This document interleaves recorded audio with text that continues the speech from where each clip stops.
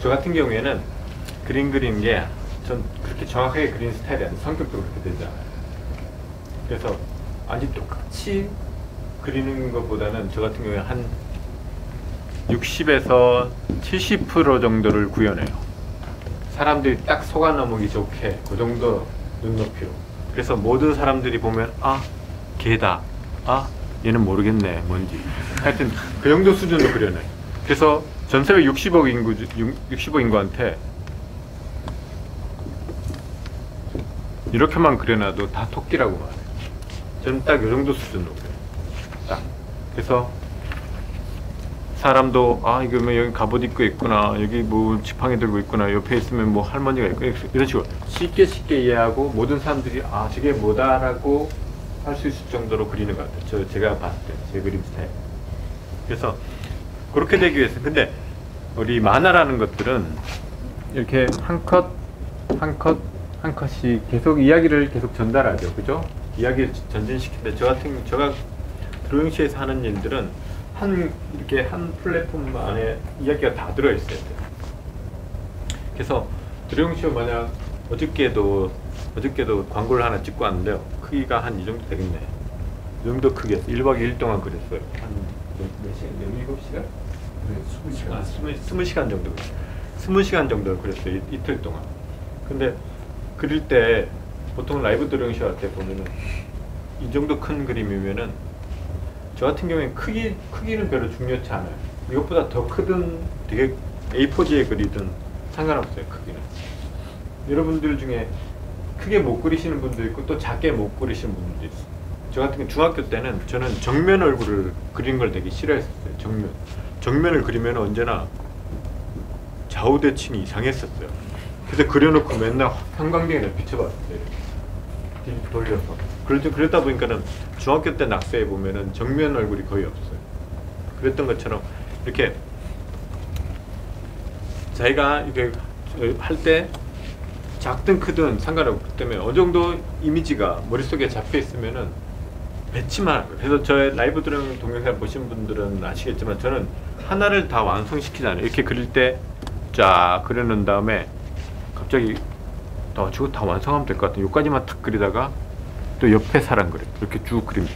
그러면은 여기에 들 그렸던 부분에 제 나름대로 생각이 있는 거예요. 여기에는 여기엔 개가 들어간다.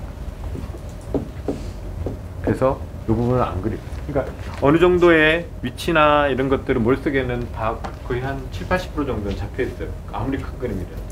그래서 그 안에 이제 배치만 하는 거예요. 레고 블록 꼽는 거랑 똑같아. 얘는 요 자리에 꼽고 그 사이에 뭐 집어넣고 그러면서 조금씩 그리면서 더 만들어가는 게 어떻게 해요. 이런 방식이었어요. 그래서 뭐 크기나 이런 것들 아무리 큰 거라도 진짜 작은 A4지 같은 경우에는 100% 이미지를 갖고 작업해요. 그래서 이 정도 100% 이미지 같은 경우에는 진짜 요 화지 안에서 여기서 돌멩이부터 시작해도 전체 그림을 다 그리는데 별 지장이 없어요. 이미지가 머릿속에 있으니까.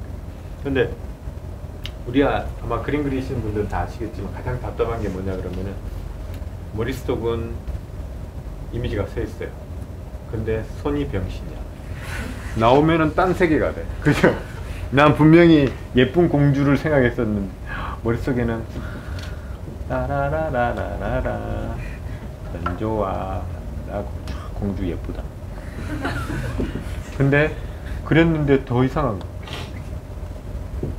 이러면 진짜 답답하잖아요. 그죠? 머릿속에는 분명히 뒤에 멋진 공간에 주인공이 서 있고 막 이런.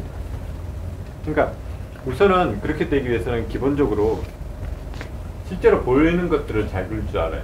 실제로 사람을 실제로 보고 그릴 줄 알고 실제로 모습을 잘 그릴 줄 알아야지 아마 머릿속에 있는 이미지를 그리는데 되게 도움이 많이 될 거예요. 그러니까 뭐 여기 질문에도 인체를 가장 공부하는 방법이 뭐예요? 뭐 이런 질문들도 있거든요. 제가 해주고 싶은 말은 이거예요. 우선은 직접 보고 그리라. 직접 보고. 사람을 직접 보고 그리는 게 가장 좋고, 그게 안 되면은 뭐 사진이나 이런 거 봐도 상관없어요.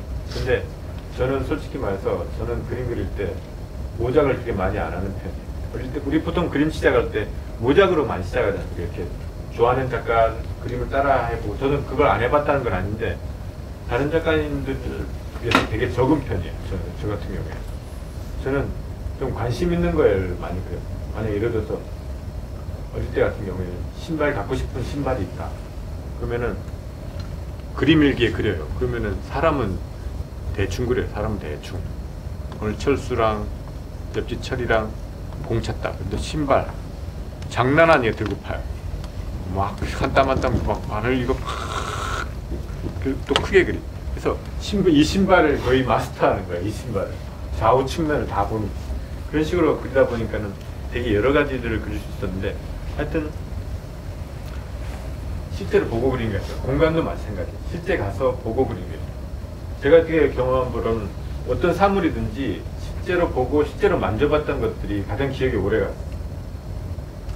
그러니까 뭐 만약 말을 그린다 그랬을 때 우리 단편적으로 봤을 때 서구 영화에서 말 많이 나오고 영화도 봤을 때 이미지를 다 갖고 있는데, 말을 그려보면은 말이 실제로 보면 얼마나 클까. 그래서 막 과천 이런 데 가서 뭐 승마장 같은 데 가서 말이 이렇게 크구나.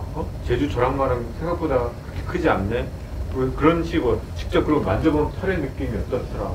다리 만져보면 와 관절 느낌이 이렇구나. 냄새는 어떻구나. 냄새도 되게 중요해. 아 이런 냄새가 나오는구나. 그런 걸 다 생각하면서 그리면은 진짜 말을 잘 그릴 수 있게 돼. 남들하고 좀 다른 표현을 할 수 있고.